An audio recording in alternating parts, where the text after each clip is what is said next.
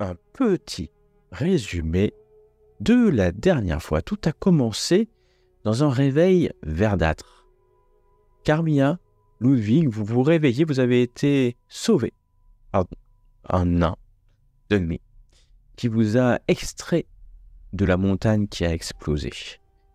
Mais autour de vous, des bouts de météorites, quelques petits bouts de météorites tombent sur les montagnes du milieu et peut-être sur les contreforts des montagnes du milieu, mais pas bien plus loin que là. Le mal est concentré maintenant sur les montagnes du milieu. Cela aurait pu être bien plus grave si la lune entière avait été détruite.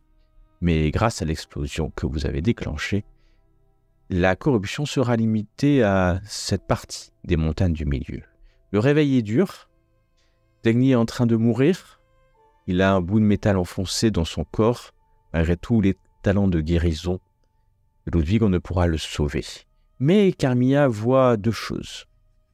Un enfant habillé en majordome qui danse sur la porte en contrebas, au-dessus de la porte d'entrée des nains, et les derniers Skaven qui fuient les lieux. Quand elle voit aussi un dirigeable s'approcher. Et dans ce dirigeable, un équipage hors du commun, car il y a le fils bâtard de Boris Stonebringer, Heinrich Stonebringer. Il y a aussi un équipage de nains, dont Bori, maître ingénieur. Et il y a aussi le responsable des chevaliers panthères de Middenheim. Cet équipage est bien hors du commun et Carmilla et Ludwig s'interrogent sur la chance qui a amené cet équipage juste au-dessus de l'explosion de Karaxkig. Mais ce n'est pas vraiment de la chance. Heinrich rentrait et a vu cette explosion et a décidé de venir voir ce qu'il en était. Alors que Dagny est en train de rendre l'âme et de repartir peut-être dans le jardin offert par les dieux nains, il demande à Bori, dans un dernier souffle, de jurer qu'il aiderait Ludwig et Carmilla dans sa quête contre le chaos. Et c'est ce que Bori, écoutant peut-être les dernières paroles de son frère ingénieur, va donner sa parole de les aider jusqu'à l'accomplissement de leur quête. Heinrich Stonebringer va aussi donner quelques informations sur la situation géopolitique à l'est, entre deux comtés, une principauté et le comté de Talabeclan, qui sont en train de rentrer en guerre, l'un accusant l'autre d'avoir tué son fils dans une escarmouche. Le Norland aussi, qui est sous la domination de Middenheim depuis des générations, se rebelle, commence à se rebeller. La situation est compliquée, et d'autant plus que la Malpierre qui est tombée du ciel va faire muter quelques créatures, quelques oiseaux, dont des aigles majestueux qui vont attaquer le dirigeable, mais être tués par Carmilla et Bori. L'un d'eux va faire tomber plusieurs chevaliers panthères, dont potentiellement Heinrich qui a failli tomber, Heinrich Stonebringer, mais il est sauvé par l'intervention de Ludwig et de Carmilla, qui, in extremis, le ramène, ainsi qu'un chevalier panthère qui était accroché à la main de Heinrich. Des héros. Toujours des héros. Mais cela a failli leur coûter la vie. Alors qu'ils pensent que le reste du voyage va être calme, puisque les montagnes du milieu sont derrière eux. Ils volent à quelques dizaines de mètres du sol, voyant de ci de là des villages. Certains sont en feu, des brigands qui s'aperçoivent que la police ou les forces du Middenheim ne sont plus concentrées à assurer la sécurité des bonnes gens. Alors qu'ils volent, Bori voit quelque chose. Super, attends. Bori, alors que tu es à côté du poste de pilotage de la grande roue, tu regardes dans la lunette et tu vois près d'un lac quelque chose. Mais c'est peut-être trop tard, car tu vois une baliste qui est à la croisée de chemin, et la baliste est tournée vers vous. Et pas bon ça. Tu as le temps, cependant, de voir qu'on tire avec cette baliste. Donc une baliste, c'est une énorme arbalète, quelque part, une arbalète gigantesque. Et un premier carreau de baliste s'élève dans les airs, dans votre direction. Avec la lunette, je vais te permettre, Boris, si tu le veux, projectile ingénierie, parce que c'est une baliste, c'est une arme de guerre. Et donc, tu peux me faire un test de ça, alors que tes compagnons et hop, c'est un succès quand même. Tes compagnons, Carmilla et Ludwig, dites-moi si vous étiez où vous êtes, parce que ça fait ouais, dans une cabine qu'on vous a donnée ou sur le pont, à votre convenance. C'est à l'intérieur, je crois. T'es à l'intérieur, Carmilla, ok, t'es dans ta cabine. T'es dans une cabine qu'on vous a affectée. Et Ludwig? Bon, je suis sur le pont. En général, j'essaie de papoter avec l'équipage, en fait. Je pense pas que je m'isole. D'accord. J'essaie de répandre la bonne parole de Sigmar. C'est plutôt des Ulrichiens. Quoi qu'il y a des chevaliers panthères qui sont très sigmarites aussi. Enfin, sigmarites, qui prient tous les dieux de l'Empire. J'essaie de les convertir. Et qui évitent... Oh bah, ils sont... Pour le coup, il n'y a pas de sujet. Hein. Ils prient Sigmar, comme ils prient Ulrich. Les chevaliers panthères évitant d'arborer les insignes d'un dieu, puisqu'ils sont censés protéger tout l'Empire. Et donc, quelque part, ne pas être liés à une... même s'ils sont très liés à Midenheim, et que c'est la garde personnelle du Graf, ils ne dépendent pas du culte d'Ulrich. Donc oui, ils parleront tous de Sigmar avec plaisir, comme ils vont parler d'Ulrich avec plaisir, ou de Tal, moins de Tal peut-être, plutôt du dieu mort, puisque c'est quelque chose qui les attend au détour d'un chemin. Ils viennent de perdre 2 des leurs, ils sont passés par-dessus bord, hein. D'ailleurs il n'en reste plus beaucoup, des chevaliers panthères, il n'en reste que 3. Mais alors que Carmilla, tu es dans ta cabine et que Ludwig, tu discutes avec 2 chevaliers panthères qui... Boris, dis-moi ce que tu... Ah oui, Boris, tu n'es pas un... Tu connais ce type d'arme et tu sais que c'est pas extrêmement puissant, c'est une baliste, et que la puissance de le projectile va diminuer en fonction de l'altitude à laquelle vous êtes. Mais là, vous étiez plutôt à quelques dizaines de mètres, plutôt bas, peut-être à 20-30 mètres au-dessus des arbres, puisque vous ne voulez pas non plus extrêmement haut. Hein. Et tu sais que ça peut être extrêmement dangereux. C'est pas toi qui es au poste de pilotage. Et je vais te demander de me dire ce que tu fais alors que tu vois cela. Je crie au nain qui doit être au poste de pilotage. Enfin, oui. J'espère qu'il va se faire rôder. Manœuvre d'évitement! On se fait tirer dessus par une baliste! Alors tu hurles. Prenez de la hauteur! Moi, je m'agrippe pas une corde. Je m'attache même. Ouais, tu vas me faire un test de commandement, Boris. Et Carmilla, tu entends ça. Et Ludwig, tu entends ça aussi. Hein. Tout le monde dans le dirigeable va entendre ça. Et on va juste voir si ton commandement est suffisant pour donner l'ordre. Et bah, hasard ou force de ton commandement, le nain à côté de toi appuie et fait tourner la roue si fort que le dirigeable va se balancer encore une fois. Rappelez-vous, il avait été rafistolé de manière très peu... Et donc, oh bah tiens, Boris, ça va tenir sur toi. C'est ton savoir ingénieur, non, ouais, ton métier ingénieur qui a fait qu'on l'a réparé plus ou moins bien. Donc je veux un test en métier ingénieur et Carmilla va me dire ce qu'elle fait. Bah, j'essaie de regarder si je vois par là où je suis. Ok, tu regardes par la... d'où vient la menace, quoi. Par le hublot. Tu regardes par le hublot. Boris, je te laisse prendre une décision de ce que tu veux faire. Tu viens de faire un échec critique à ton test. Donc, c'est gênant ça. Tu peux relancer, bien entendu, grâce à un test, à un point de chance, ou pas. Ok. C'est beaucoup mieux. Ton installation va tenir, Boris. Carmilla, tu es au hublot et tu vois en fait...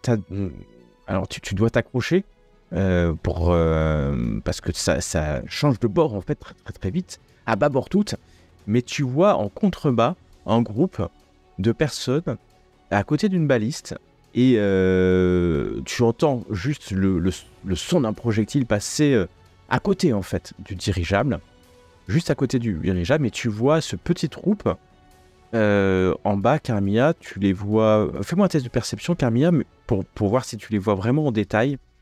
Et tu les vois qui mettent un autre projectile. Ils ont l'air organisés. Une organisation quasiment militaire. Et Carmilla, toi, tu vois que. Oh, c'est un beau jet. Un succès impressionnant. Carmilla, tu vas voir en contrebas et tu vas voir donc une demi-douzaine de personnes qui sont en contrebas.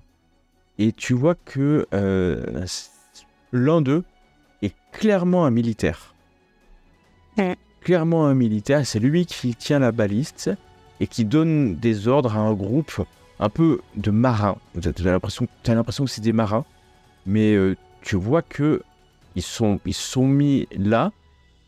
C'est pas pour rien, et d'ailleurs Bourri tu l'as vu, c'est que ils sont en hauteur, légèrement en hauteur du lac, et donc tu as une vue très dégagée sur l'espace aérien. C'est-à-dire que alors, il fallait monter la baliste et la pousser jusque-là, certainement tirée par un bœuf ou un animal, mais ils sont mis à un endroit stratégique.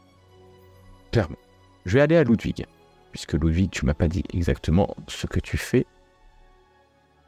Tu as entendu Bourri hurler et tu as senti le changement de direction. Voilà, tu es à côté de deux chevaliers panthères qui sont agrippés à la balustrade pour pas tomber. Ils sont lourdement armés dans leurs armures. Et que fais-tu, Ludwig Wolfgang ? Bah, moi, comme je le disais tout à l'heure, je me suis attaché à ce que je pouvais accroché, en premier, une corde. En Ouais. fait, je me suis même attaché, quoi. Au moins un bras que je m'attache. Ok, tu t'accroches. Pas non plus d'une manière à m'arracher le bras, mais voilà, que je puisse m'en défaire aussi assez rapide. Ok, bah, tu es accroché. Et donc, je vais demander... on va tourner comme ça, je vais revenir à Bourri. Que fais-tu donc ? Est-ce que le maître il s'appelle Boris Crossfinger est là ou pas du Alors, Heinrich Tonbringer Heinrich, pardon, est ouais. dans sa cabine encore, certainement il va arriver, mais ça va se jouer maintenant assez vite, puisque vos adversaires, clairement, puisque vos adversaires sont en bas, là, clairement. Veneuse Carmilla, est-ce que vous ne pouvez pas abattre Pas là, hein. Carmilla, elle est pas là, non. elle est dans sa cabine. Ah, elle est encore dans le... Oh, Ouais. pour l'instant, je leur ordonne aux nains de prendre de la hauteur pour éviter les prochains tirs. Alors, ok, c'est beaucoup plus lent que... Enfin, je vous l'ai dit, hein, vous n'allez pas à fond la caisse, loin de là.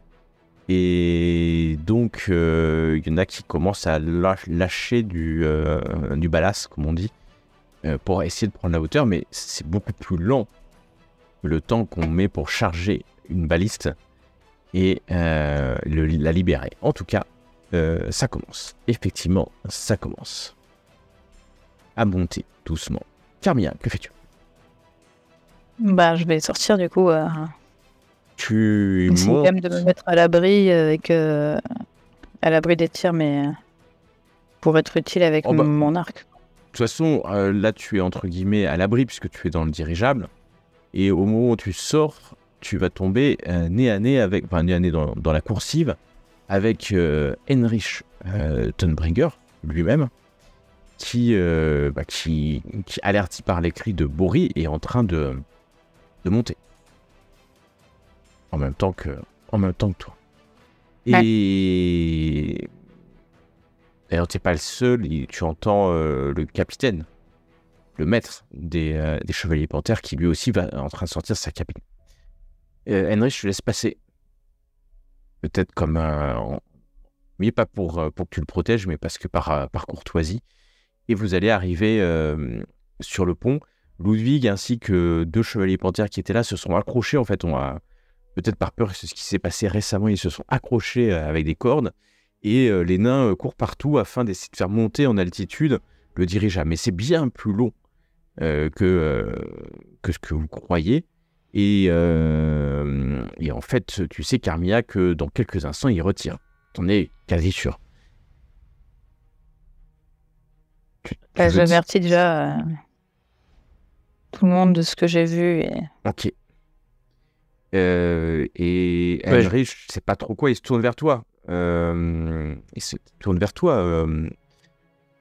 Boris, puisque quelque part, alors tu es le plus expérimenté des nains, même si tu n'es pas le pilote. Et Monseigneur, nous sommes sous le feu d'une baliste. Oui, pour l'instant, nous avons réussi à éviter j'ai compris, les premiers Carmilla tirs, nous a dit, mais nous ne pourrons pas en éviter beaucoup. Nous sommes beaucoup trop lents. il s'approche en fait de la balustrade, peut-être avec toi, Carmilla, à côté de toi, Ludwig. Il regarde en bas et en contrebas, vous voyez cette immense, c'est une grosse baliste. Prenez un peu d'altitude, hein, mais ils vont tirer incessamment sous peu. Et vous voyez que je peux pas essayer de viser. tu peux, t'es assez loin, tu peux viser un de ces hommes. Après, tu es relativement loin, donc tu auras un malus de -20. Ouais, bah, bon, je vais je peux essayer pour. voilà, je vais vous mettre sur la map, même si vous êtes en hauteur, hein, d'accord, pour que vous puissiez targeter. Mais c'est loin, hein, tu vois loin, donc tu considères que c'est certainement le maître de la balise, mais t'en es pas sûr. En fait, on y croit, allez.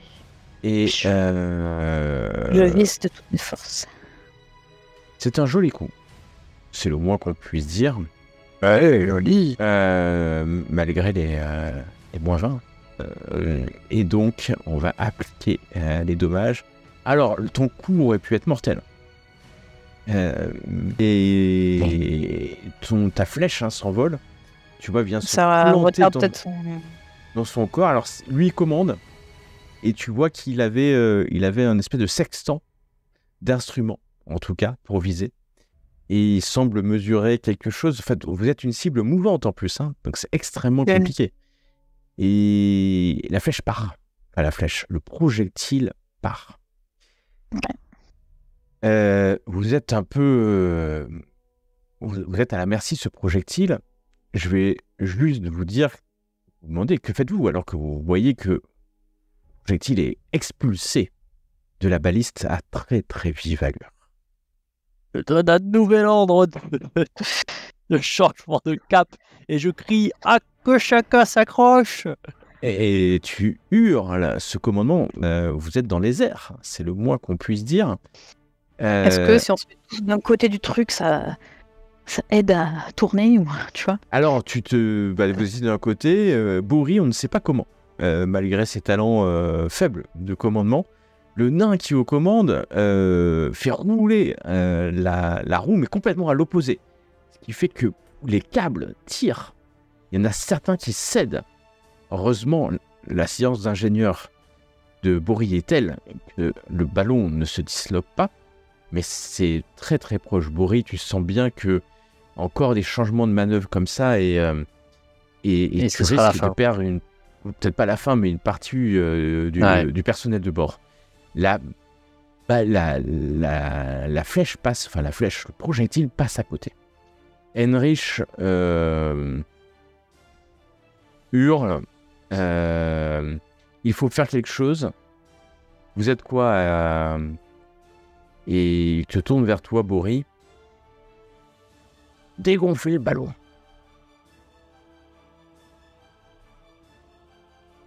Et dirigez-vous vers eux.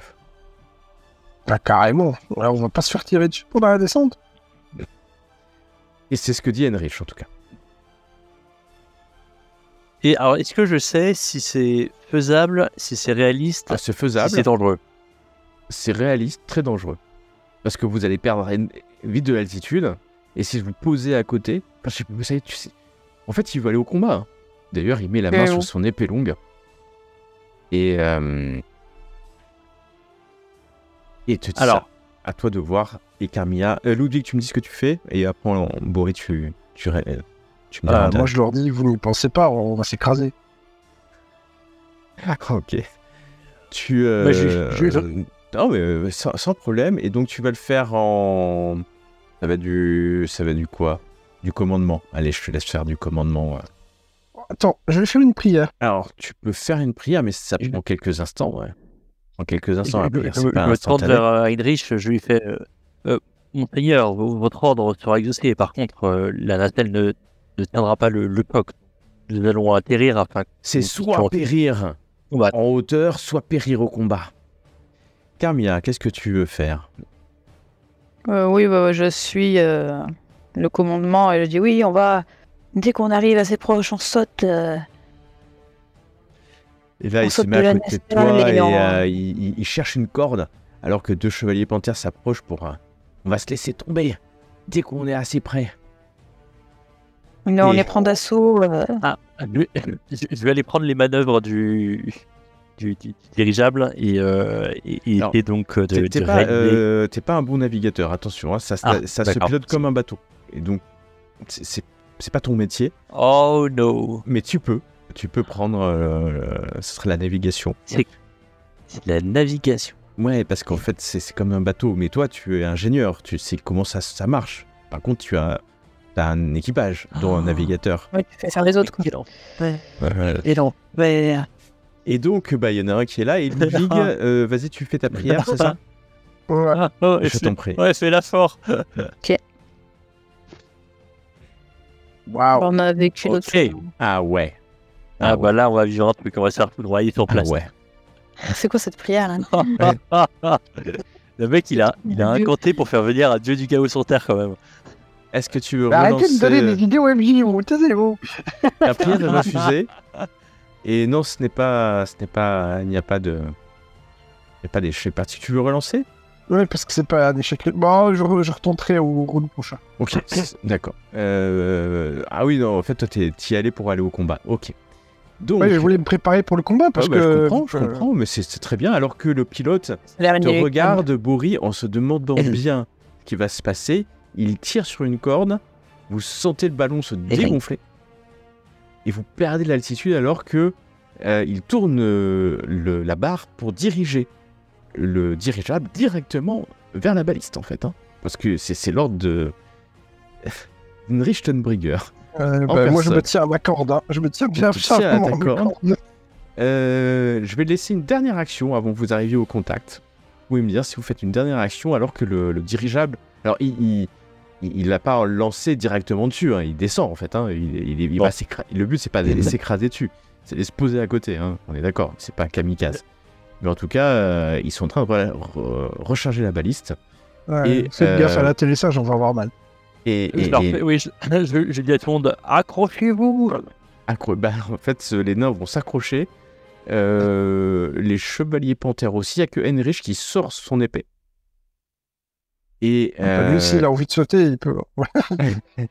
Heinrich Ce sort sera son le épée premier et prince te regarde Carmilla. tétraplégique.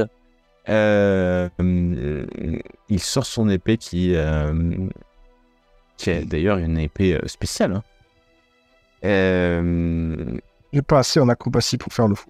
Et il s'accroche à une corde qui va lui permettre de se laisser en fait tomber, et tu vois que il saute par-dessus le bastingage, accroché à la corde, et il sera le premier certainement à mettre pied au sol. Donc imaginez le dirigeable est accroché à une corde, le bâtard des Tonbringer, épée à la main, prêt à atterrir le premier sur le sol et à se jeter sur les adversaires. Moi, je le suis. Hein. On va le suivre, mais comment d'accord. dire Ok, mais tu le suis avec le même truc, c'est-à-dire tu prends une corde et tu te... Bah oui, parce que dans mon idée, en fait, pas que je suis là pour le protéger, mais bon, Ok. tu vois, c'est un peu le sens du devoir. Quoi. Sans problème, c'est exactement ce que tu vas faire. Je vais faire sur... c'est la corde, c'est l'escalade. C'est pas Ouais, vraiment de l'athlétisme pour le coup, parce que t'es habitué aux cordes et à l'escalade, donc je vais te demander un test d'escalade à plus 20 parce que t'es accroché en fait à la corde, donc il n'y a pas de raison fondamentalement que tu tombes, mais c'est risqué ce que tu es en train de faire. Et l'escalade, c'est ton domaine. Tu suis en fait, donc il faut imaginer ce dirigeable. À bâbord, il y a Heinrich Lohmbringer accroché à une corde, son épée longue sortie. Il y a tribord, il y a Carmilla, veneuse, et pas encore grande veneuse, de Boris Lohmbringer, qui est accroché aussi et qui, vu le score, je te laisse tirer à l'arc. C'est-à-dire que tu t'es accroché sous les épaules, en accrochant le câble, la corde. Tu as eu le temps de faire ça et je te laisse une action parce que t'as plus 7 quand même. C'est un numéro de cirque là.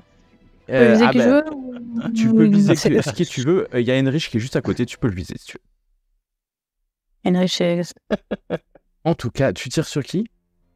moi j'ai visé, je sais pas, le gars à droite là. D'accord, tu as visé le gars à droite et tu vas toucher le gars à droite qui prend une flèche en pleine jambe, il tombe au sol, certainement hors de combat. En revanche, Voilà. le guerrier que tu as déjà touché tourne la baliste. Cette fois-ci, c'est pas très compliqué de tirer puisque vous vous dirigez, donc plus vous êtes proche. Est-ce qu'on peut sauter aussi?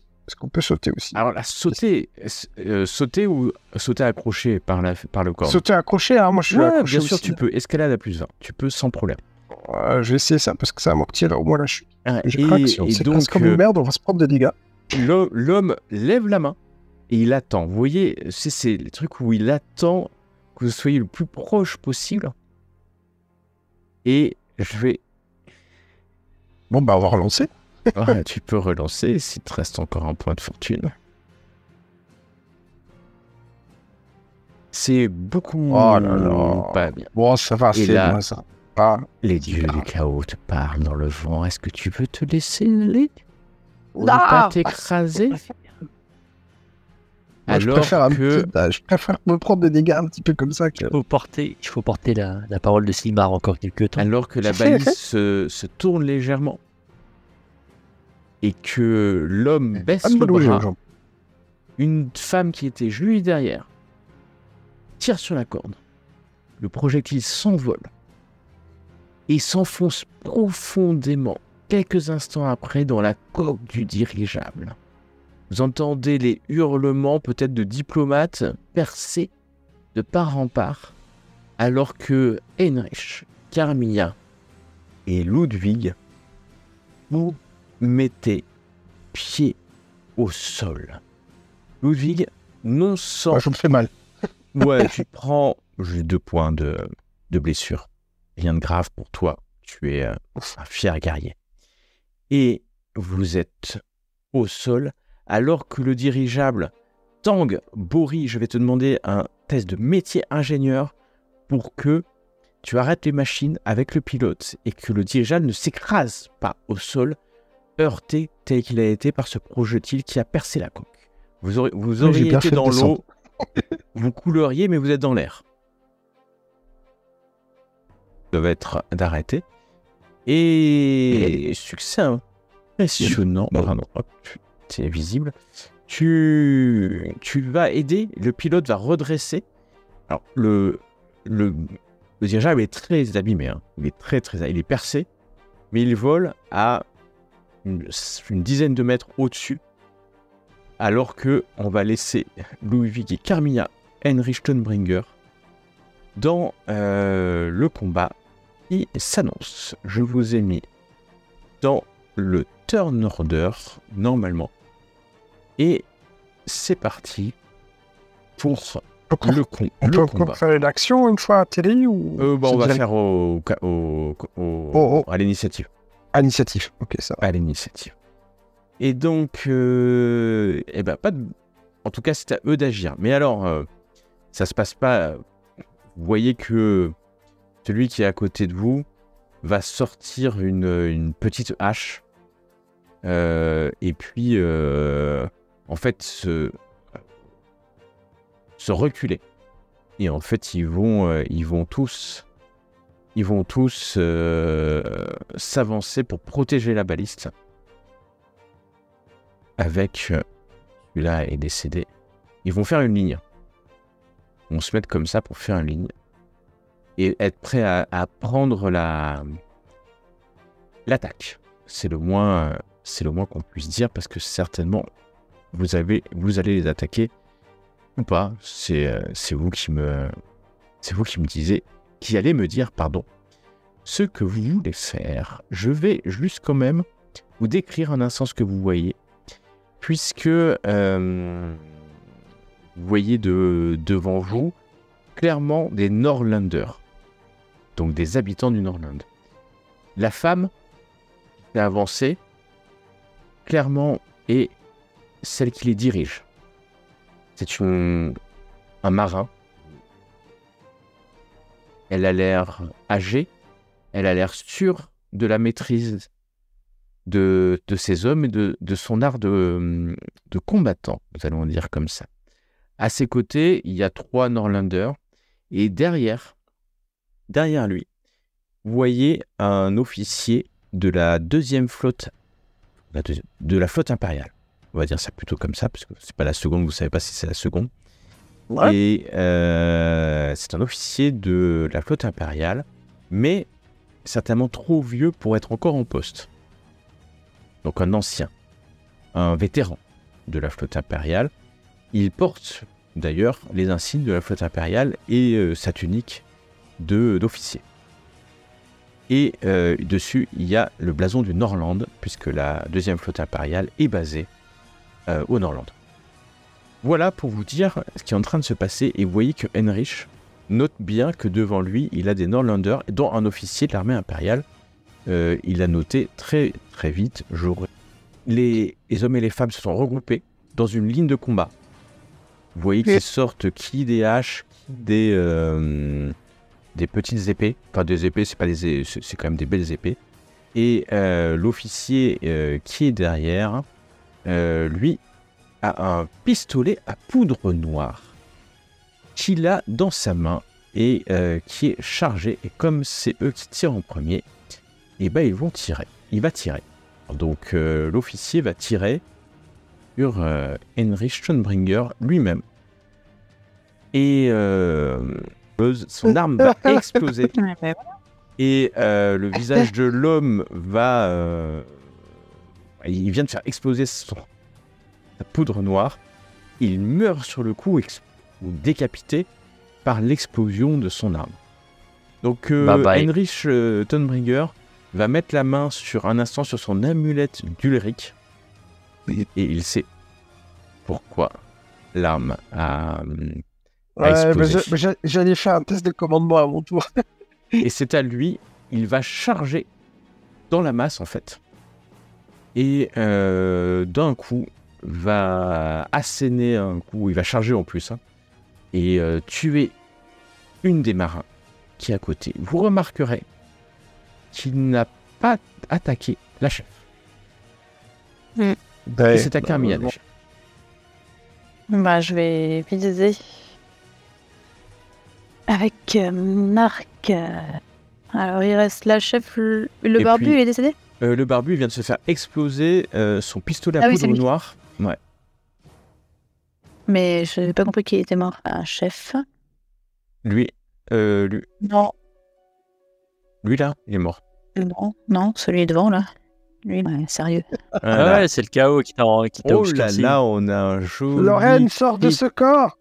Alors déjà, tu fais un critique. Voilà. 75, donc tu envoies une... c'est génial. 40, c'est une 2 critiques d'affilée qui fait que en fait la flèche va lui transpercer le cœur et l'homme qui est là va décéder sur le coup. Voilà, c'était une bande de Norlanders. D'accord, c'est leur blason. C'est leur blason, ouais. Et donc Carmilla, là c'est l'hécatombe, on peut le dire. Et on va laisser Ludwig faire ce qu'il a envie de faire. Moi, c'est... je fais un commandement. Je fais au nom de l'empereur, au nom de l'Empire et au nom de Sigmar, je vous demande de vous rendre immédiatement. Comment osez-vous vous en prendre à des dignitaires de l'Empire? Fais-moi ton test de commandement en opposition à leur calme. Oh, joli 10. Attends, je vais faire le calme de leur chef. J'ai pas un petit bonus parce qu'on est plus nombreux. Je vais lui mettre un petit malus. Je vais lui mettre un malus à difficile. Et c'est un... Alors, ce qui va se passer, c'est que l'homme qui était le plus à gauche va lâcher sa hache. La chef le regarde, outrée. Elle est armée d'une épée. Elle voit bien que elle est en face d'un Tonbringer, d'Heinrich, d'un Sigmarite. Et ça, elle s'y attendait peut-être pas. Et c'est au moment où tu parles de l'empereur qu'elle va lâcher son épée et lever ses mains. Le combat est terminé aussi rapidement qu'il a commencé. Boris, tu as stabilisé avec le pilote le dirigeable à 5-6 mètres du sol. Il est en très mauvais état. Il volera encore puisque le ballon n'a pas été endommagé, mais il va falloir réparer et refaire certainement toute la nacelle, ce qui va te prendre des semaines, voire des mois de travail, on peut le dire. Oh. Bon, après, on va faire les réparations d'urgence. Hein, si tu vas commencer à faire les réparations d'urgence alors que les deux se rendent. Les chevaliers panthères qui n'ont pas sauté vont finir à descendre. Ils ont une armure. Donc, ça va leur prendre un peu plus, entre guillemets, un peu plus de temps. Mais très vite, ils sont là. Ils ne sont pas seuls car il y a aussi le maître des chevaliers panthères qui va être là avec vous. Mais vous félicitez. Surtout féliciter le noble. Comme ça. Donc n'oubliez pas, c'est Veran Tugenheim qui était... là, je ne sais pas si vous le voyez. Je vous le mets. Et ce Veran vient, sécurise très vite. Et vous voyez que... je peux vous donner quelques... en tout cas, non, je ne vais pas vous donner plus d'informations car les deux hommes, l'homme et la femme sont faits prisonniers. Et la femme se tourne vers Boris Tonbringer, crache par terre. Je suis une Norlander. Plutôt mourir que me rendre.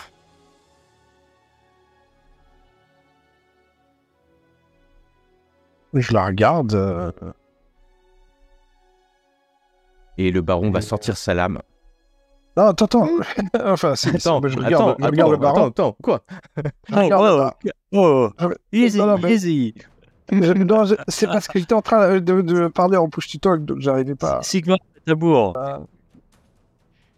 Je lui dis directement, si vous préférez mourir, pourquoi vous en prendre à des hommes de l'Empire? Bon, prenez-vous à des êtres du chaos. Et je regarde sa réaction. Ce véhicule est une créature du chaos. Elle regarde le dirigeable. Et tu te rends compte, que c'est très très rare. Hein. D'ailleurs, tu n'en avais jamais vu. Ouais. Je dis, vous vous méprenez. C'est une invention de nos alliés. Les alliés de l'empereur. Les nains. Et alors, il y a des gros symboles nains sur le dirigeable. Tu ne peux pas le louper. Hein. On est d'accord. Hein. Ouais.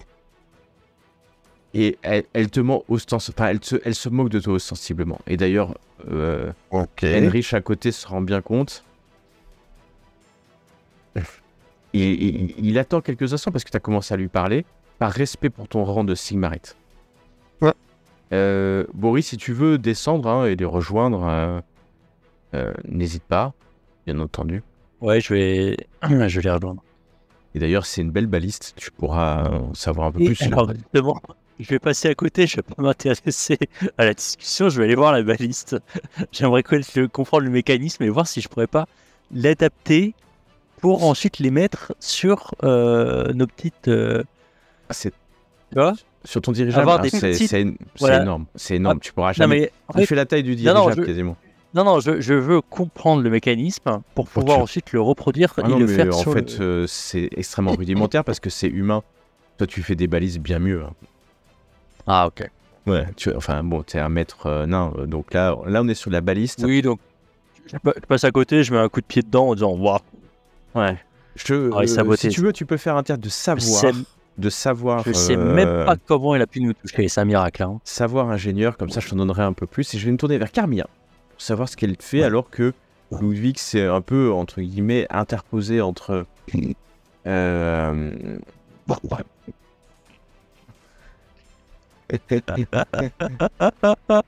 D'accord, je te donnerai quelques informations sur cette baliste de qualité supérieure. En tout cas, Carmilla, dis-moi, est-ce que tu souhaites intervenir? Bah, je vais m'approcher de l'autre, là. Du deuxième. Il y en a deux qui sont restés vivants, non? Ouais. Lui, il a un homme... oui, voilà, un Norlander, à l'évidence. Je vais lui demander... Bon, maintenant, vous allez tout nous raconter. Qui vous a demandé de nous attaquer? Et pourquoi? Alors, il regarde à gauche, il regarde à droite. Fais-moi un test d'intimidation, Carmilla, s'il te plaît. Ok, on a... Et lui va faire un test de calme. Ok, alors il regarde à gauche, il regarde à droite. C'est elle, c'est Nielsa qui nous a dit de venir. Il faut qu'on libère le Nord. Il faut qu'on libère le Nord. Du joug de Middenheim. Du joug du Graf et de sa clique d'Ulricain. Et là, la femme regarde. Tais-toi.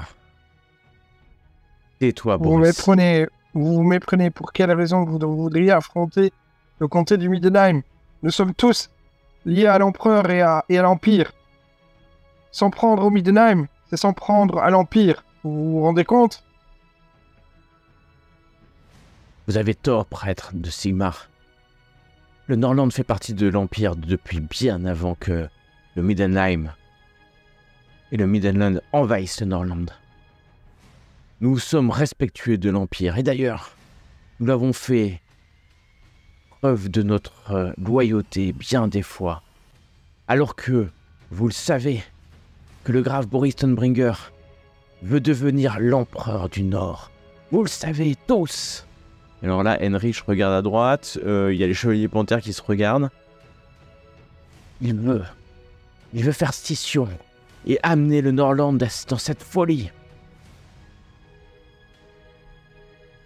Heinrich s'avance. Ça suffit maintenant, femme, tu mens. Et tu accuses de trahison mon père. Il va lever son épée. Ouais, je comprends qu'il lève son épée. Je regarde juste un coup à Heinrich. Maintenant, s'il n'hésite pas, je vais le laisser, évidemment. Il hésite pas, il avance, oui, donc vous pouvez peut-être mais je veux dire quand même, qui vous a dit ce genre de mensonge? Je suis prêtre de Sigmar et je viens de Middenheim, et Middenheim est une capitale respectueuse. Et j'ai eu l'honneur de parler en face à face avec Boris Todbringer. Enfin, Seigneur, je dis quand même, Seigneur Boris Todbringer. Et cet homme est tout ce qu'il y a de plus loyal à l'Empire. Oserez-vous me contredire, moi, un prêtre de Sigmar? Heinrich, à ces mots, se calme. Tu vois qu'il reprend contenance, il comprend ce que tu es en train de faire. Alors que Nielsa, cette femme, te regarde, elle semble cassée à ce moment-là, dans ses certitudes. Je ne fais que me battre pour la liberté de mon peuple. À libérer le Norland de Middenheim. C'est un agent du Nordmarschall, Théodoric Gosser, qui nous a informé de la direction que va prendre le ballon. Et à ces mots, elle va sortir un plan. Elle sort un plan que je peux vous montrer d'ailleurs. Et Boris, tu te rends compte que c'est exactement le plan de vol que vous aviez. Du coup, je me dis, c'est-à-dire qu'ils ont eu l'information rapide. Enfin, ils ont eu l'information quand même assez rapidement. Assez rapidement. Le plan de vol est prêt depuis longtemps. Hein. Il n'a pas été fait juste au dernier moment, puisque il a été fait. La notion du temps, il devrait franchir les montagnes d'ici 1 ou 2 jours. Exactement. Quand même dire que ils ont été informés. Voilà, il y a peu, donc le temps de ramener la baliste, de faire tout le truc, ils ont quand même pas tardé. Et puis, alors, question, en regardant le plan, est-ce que je me dis pas, il y a de la qualité sur le... Il y a la qualité. Toi, c'est plutôt bien dessiné pour un... ouais, non, c'est plutôt schématique. C'est plutôt schématique, quand même. Non, c'est plutôt à peu près schématique. C'est une œuvre d'art, je la garderai avec moi toute ma vie. Les nains et l'art. Voilà, c'est... Regardez comment il a été bien dessiné, moi. Disons qu'ils se sont mis à un endroit qui est à peu près là, sur le lac, à côté de la rivière, mais à un endroit où ils étaient sûrs qu'ils pouvaient vous voir parce que c'était quand même assez large. C'est pas d'une précision. Et on leur a indiqué cet endroit-là parce qu'effectivement, c'est là où il y a une grande colline et que d'ici, ils peuvent tirer assez loin. Mais vous seriez passé à quelques kilomètres au sud, ils ne pouvaient pas vous tirer dessus. À moins qu'ils déplacent la baliste. Mais déplacer la baliste, comme vous dites, vous voyez des bœufs à côté, il y a 2, 3, 4 bœufs à côté, donc c'est long. Donc ils sont arrivés là, et la formation, elle ne peut avoir été prise que à votre départ, à moins que, vous savez bien, vous avez vu les pigeons voyageurs, à moins que quelqu'un ait envoyé cette information. En tout cas, elle va tendre cela. Ce message, c'était il y a 3 jours, un agent du Nord-Marshal, Théodoric Gosser. On n'a pas vu Gosser, mais son agent, c'était un de ses agents. En tout cas, Boris, toi, tu sais qui est Théodoric Gosser. Tu le sais très très bien. Puisque tu en as entendu parler et tu connais un peu l'organisation du Nordland. C'était un homme... il s'appelait Karl Hens. Bon. Oui, Karl Hens. 40 d'années, corpulence moyenne, des cheveux bruns ondulés. Un homme cultivé, intelligent. Hein. Il portait des vêtements décents et un chapeau avec une plume violette. Ah, non. Ouais. Alors, ça vous dit quelque chose ou pas? C'était une question pour le MJ et pour Carmilla. Carmilla ne sait plus trop... C'est quoi la question? C'était la nana qui lui a fait une marque rouge, elle avait aussi un chapeau avec une plume? Ah, il me semble. Bon, attends, comment tu as Une plume violette. Non, ouais, une plume violette. Ouais, j'en sais rien. Et donc, Karl Karl Hens, un homme avec une plume pourpre. Est-ce que ça vous rappelle quelque chose? Peut-être Carmilla Ludwig. 40 ans. Ça nous rappelle vaguement des mots magiques à propos d'un surimpont et tout ça. Le seigneur de la loi. Vous pouvez même lui décrire un peu plus. Nielsa va vous confirmer. Oui, c'est exactement cet homme. C'est lui, exactement. Et c'est un envoyé du Nord-Marshal Gausser. Eh bien, sachez, madame, que cet homme n'est pas ce qu'il prétend. Il travaille pour le chaos. Et là, je vous regarde d'un air inquisiteur. Je peux le dire. Il travaille pour le chaos. Non, il travaille pour le Nord-Marshal Gausser. Eh ben, il se fait tromper. Votre Nord-Marshal se fait tromper par cet homme. Et depuis combien de temps est-ce qu'il est au service du Nord-Marshal?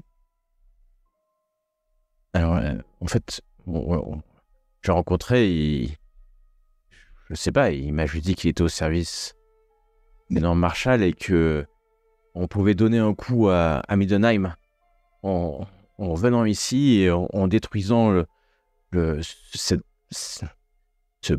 cet objet maudit du chaos qui volerait depuis les montagnes du milieu. Alors, je tiens à nouveau à vous le répéter, c'est un objet artisanal de la fabrication de naines, les alliés de l'Empire. J'ai donc demandé, et elle se tourne vers le cadavre, le visage explosé de l'officier. J'ai donc demandé à cet officier de venir m'aider à détruire un objet du chaos. Ceci n'est pas un objet du chaos. C'était un chef-d'œuvre. Un chef-d'œuvre. Peut-être. J'espère que vous aurez les moyens pour le faire réparer. Hein. Quel est votre grade au sein de l'armée du Alors, Northland? elle n'est pas du tout de l'armée. Hein. Ouais, mais si elle a réussi à GRP, si elle a réussi à convaincre l'officier, c'est quand même quelqu'un du... Je ne sais pas, peut-être c'était juste sa femme ou son ami, ou son cousin, ou sa cousine. Bon, d'accord, ok. Je lui demande quel est votre grade ou votre influence au sein de l'armée du Northland? Je ne suis pas dans l'armée, je suis dans la marine. Et dans la marine, dans ce cas... Mais tous les Norlanders, nous ne supportons plus le joug de Middenheim sur nos terres. Et elle se tourne vers Heinrich. Ce temps-là est fini. Vive le Norland libre! Elle commence à bouger et essaie de se jeter sur Heinrich Stunbringer. Ouais, bon, elle est assommée par deux chevaliers panthères qui sont là. Et d'un coup de... Bon, Heinrich se tourne vers Carmilla, vers toi, Ludwig. Je le regarde, je lui dis, je vous remercie pour votre calme, même si celle-ci, si elle ne méritait pas votre... Elle sera exécutée pour ce qu'elle a fait. Mais repartons au plus vite. Je crains que vous soyez... sur votre respect, je crains que vous soyez en danger ici, dans ces contrées, monseigneur. Mais je suis en danger partout, Ludwig. Mais bien plus qu'à Middenheim, je pense. Je le crains. Ici, remontons dans le dirigeable. Alors, vous regardez le dirigeable, il a un gros projectile à l'avant. Et vous voyez en fait qu'il y a deux diplomates qui ont été écrasés en fait par le projectile. Les nains font signe que ouais, c'est bon, ça va marcher. Oh purée. Ouais, non mais en plus, ouais, on a 100 kilos en moins sur le dirigeable hein, dès qu'on aura balancé les corps. Bon. Mais attends, mais ça va s'équilibrer. J'ai pas eu le temps de demander s'il y avait d'autres balistes qui étaient postés, donc je vais encore poser ça comme question. Non, il n'oserait pas. C'est-à-dire que voilà. Enfin, si moi je cherchais à détruire un objet soi-disant maudit et par le chaos, je ne mettrais pas qu'une baliste. Heinrich va envoyer ses chevaliers panthères faire le tour. Il y a au tour, et donc une heure après, vous remontez dans le dirigeable. Il va vous falloir quelques heures pour atteindre Middenheim. Vous connaissez Middenheim maintenant. Mais c'est la première fois que vous allez atteindre Middenheim par la voie des airs. Le printemps est bien avancé maintenant. Quand vous allez arriver à la cité de Middenheim, c'est pas chez vous, mais vous commencez à bien le connaître. Alors que vous allez survoler les murailles de la cité, les hommes, les femmes de Middenheim, les gardes même, vont regarder. Ce qui va empêcher les magiciens, protecteurs des remparts ou les artificiers, les artilleurs, de vous tirer dessus, c'est que le dirigeable est connu. Il va aller se poser dans le grand parc. Ah oui, près de la parc. Exactement. Et Heinrich, alors quand vous allez arriver, vous êtes accueillis par à la fois des enfants, mais aussi des Middenheimers et Middenheimeuses qui sont là, assez nombreuses. Je remets ma cape un peu plus discrète, on voit pas trop. Ouais. Et quand vous allez arriver, vous allez descendre, Heinrich va être applaudi. Et dans la foule, Heinrich applaudit, mais c'est pas la seule à être applaudie, puisque on applaudit aussi Carmilla. Au son de « C'est celle qui a battu à la Vendrell dans le tournoi d'archerie ». Et donc il y a des applaudissements comme ça. Puis il y a des gens qui disent « Normalement, elle est accompagnée de Lorenz le Magnifique ». Et là, ils cherchent « Ah, c'est Lorenz le Magnifique ». Ils tendent la main vers toi, tu as mis ta cape. Zig. Non, malheureusement, je ne suis pas Lorenz le Magnifique. Et donc, tu vois, il y a beaucoup... Et vous voyez, étonnamment, quelque chose qui... Vous voyez des Ulrichiens, mais vous en voyez qui portent le symbole des fils d'Ulrich. Rappelez-vous, les fils d'Ulrich, c'est cette secte extrémiste ulrichienne qui était interdite dans la cité à l'époque de l'ancien Ar-Ulrich. Semble-t-il que le nouveau Ar-Ulrich les autorise dans la cité. Et ils sont pas nombreux, il y en a quelques-uns, alors que beaucoup applaudissent Heinrich, et puis une troupe de chevaliers panthères vient en fait vous accueillir et vous monter. Vous aider en fait à atteindre la place d'armes. Et alors que vous arrivez à la place d'armes, il y a du monde sur cette place. Une grande manifestation publique. Sur un des côtés de la place, il y a beaucoup de gardes de la milice, de la garde de la cité. Et puis il y a une femme, de nombreux hommes et femmes qui se tiennent autour d'une plateforme en bois qui a dû être érigée à la hâte. Clairement, c'est des Ulrichiens, vêtus de fourrure. Beaucoup portent des peaux de loup avec des mâchoires, les griffes encore attachées. Portent des talismans tels que la tête de loup ou la hache, le symbole de la hache. Il y a une grande femme, assez remarquable pour une chose. C'est qu'elle a les cheveux complètement blancs. Albinos, j'aurais envie de dire. Oh. Ouais, albinos, c'est le terme. Très très pâle, c'est une Ulrichienne. Et puis elle hurle. Elle a un croc, guise de boucle d'oreille, mon Dieu. Ouais, c'est un pro de loup et pas un pro de rat. Il est blanc. Il est blanc, il est pas La cité jaune. du loup blanc a supporté trop longtemps la présence des Sigmarites. Nous ne le tolérerons plus. Ils doivent quitter la cité ou périr sous la colère d'Ulrich. Oh, Que les prêtres de Sigmar disparaissent. Alors, vous voyez que le baron Heinrich et Veran Tugenem sont un peu surpris. Ils sont entourés de chevaliers panthères. Et le baron se tourne vers vous, Carmilla, Bori et Ludwig. Ce sont des gens, ce sont des extrémistes. Ce sont des fils d'Ulrich. Ils prêchent que seule une personne pouvant retracer son ascendant jusqu'à Ulrich devrait être digne d'être grand prêtre. C'est toujours ce qui a fait que le culte officiel les a rejetés. Vous comprenez bien que aucun des Ar-Ulrich ne peut se prétendre descendant direct d'Ulrich. C'est bien normal. Pour moi, ils étaient interdits de tenir les réunions dans la ville. Quelque chose a changé. La situation est plus incertaine que jamais. En tout cas, vous aussi, vous voyez que les miliciens de la cité essaient de les tenir, on va dire, calmes, mais qu'il y a incontinence. En tout cas, il y a des signes de proximité entre les groupes, puisque les hommes de la milice, de la garde, sont aussi souvent des Ulrichiens. Bien que leur maître, le Middle Marshal Ulrich Schussmann, soit un Sigmarite. En tout cas, alors que vous avancez, vous allez monter les marches du palais pour être accueillis par plusieurs personnes. Il y a 3 personnes qui sont ici, que vous allez reconnaître. Le premier, c'est Dieter, le champion du Graphe. Vous le connaissez bien. Ah oui. C'est presque votre ami. C'est même votre ami. À ses côtés, à la Vendrelle, Fan Maris, le grand veneur.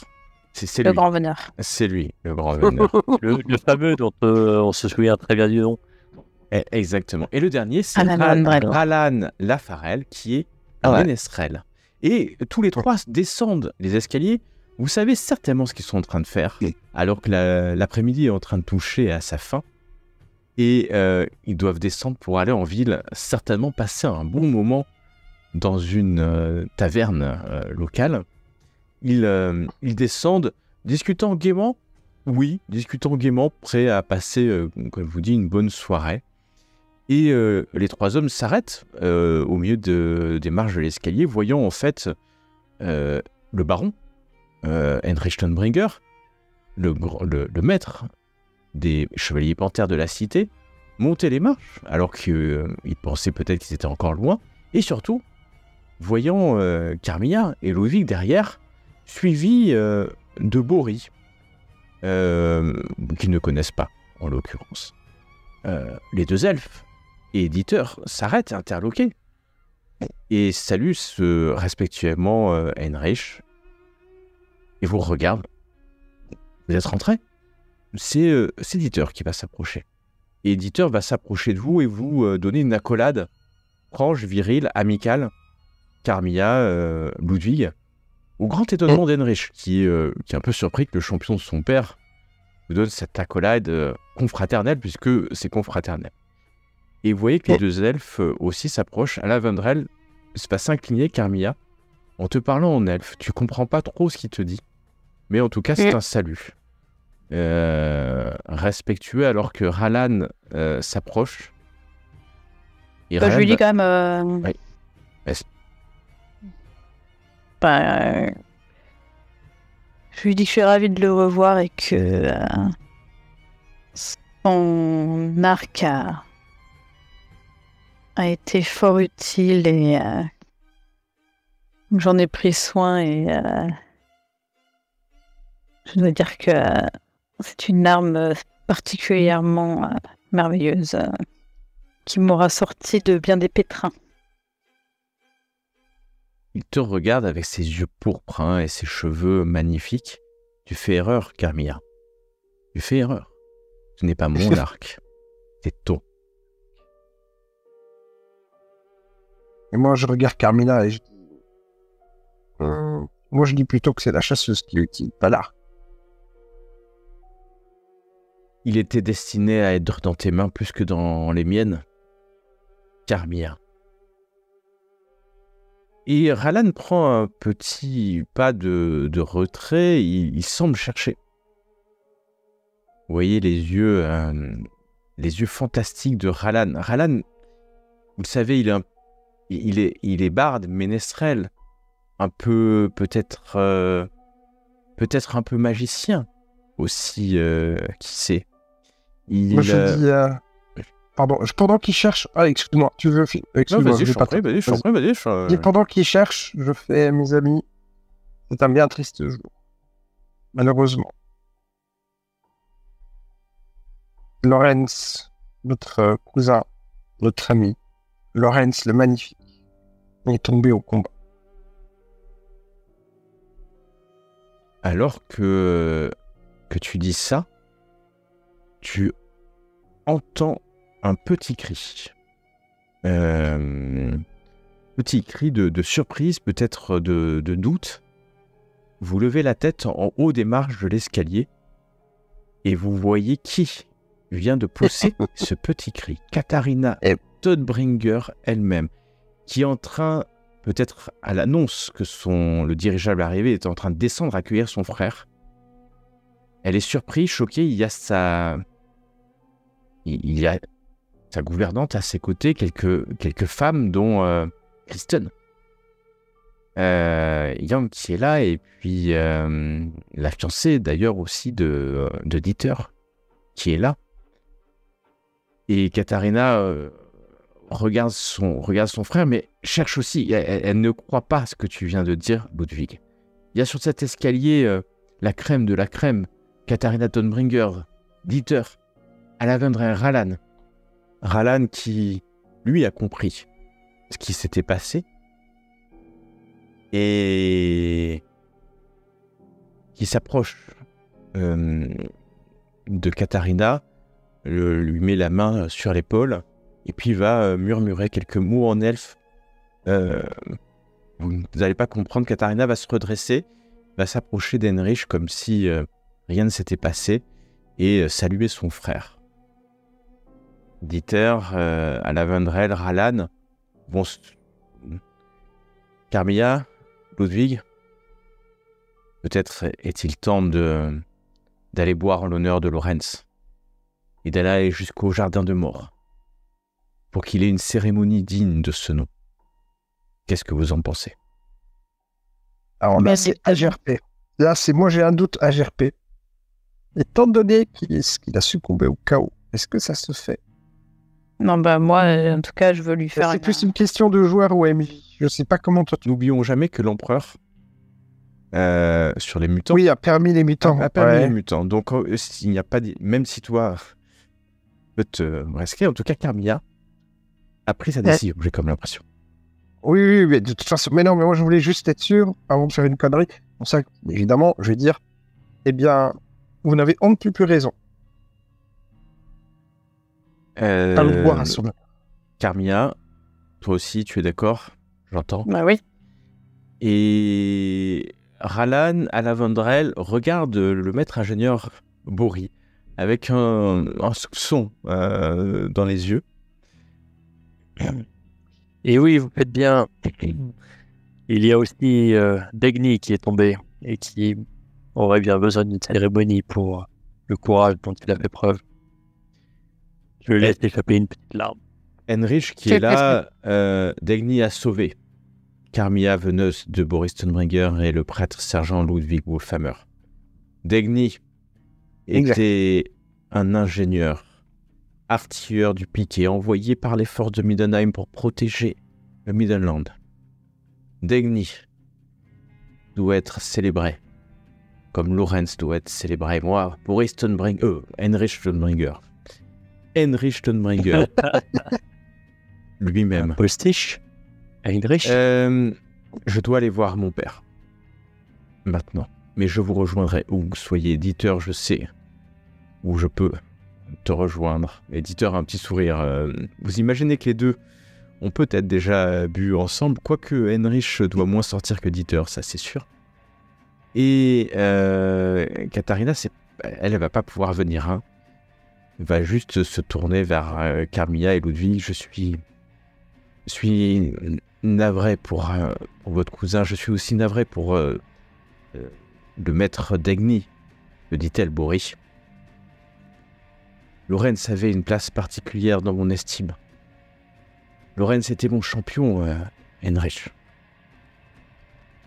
Il n'y a plus le champion, et il n'y a plus Lorenz le Magnifique pour dresser sa lame contre le chaos et la famille Stonebringer. Heinrich Lorenz le Magnifique. C'est comme ça qu'on va se souvenir de lui. A levé plusieurs fois sa lame pour protéger notre père, pour protéger notre famille, pour protéger Dieter, Middenhammer, pour protéger des dames de compagnie. Ils sont avec moi aujourd'hui. J'imagine qu'il a donné sa vie au Middenheim.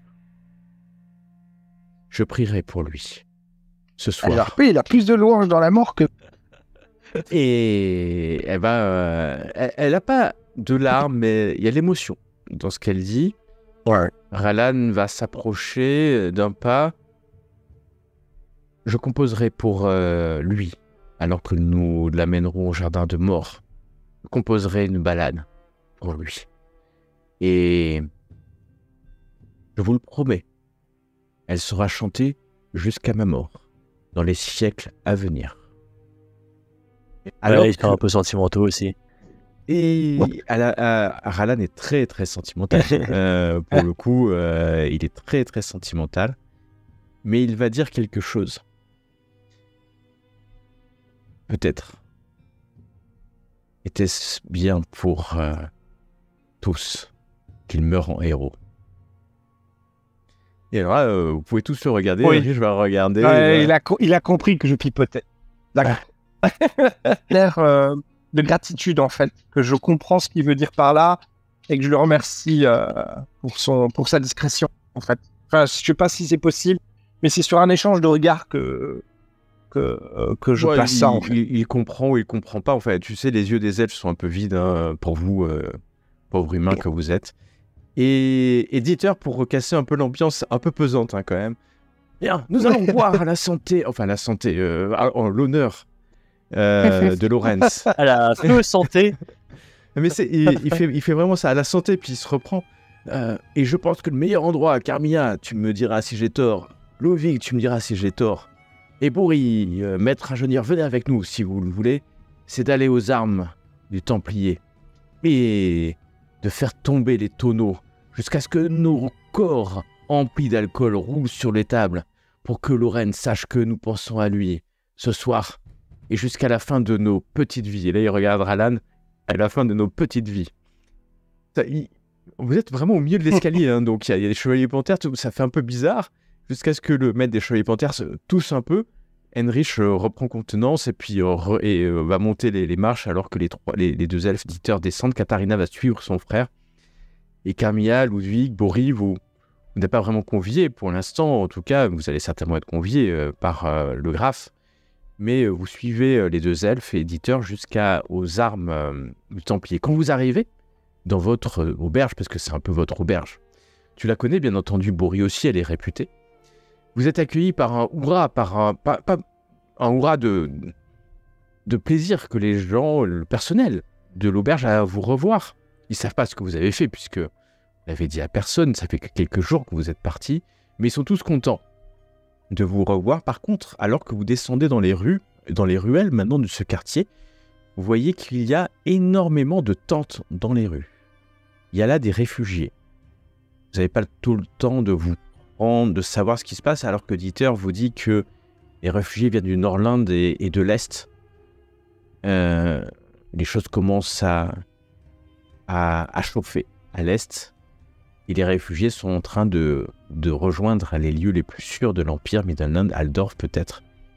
Alors que vous rentrez dans les armes du Templier, vous êtes bien accueillis, mais la pièce est pleine de visiteurs, un peu comme à l'époque du carnaval, mais cette fois-ci, ce n'est pas des personnes qui sont venues faire la fête qui sont là, mais des personnes qui ont tout perdu et qui se sont réfugiées à la capitale du Middenland.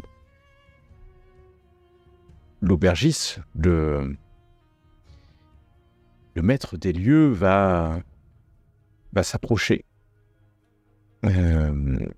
S'approcher de vous et Ouli va s'approcher, vous donner à boire et chercher du regard quelqu'un qui manque.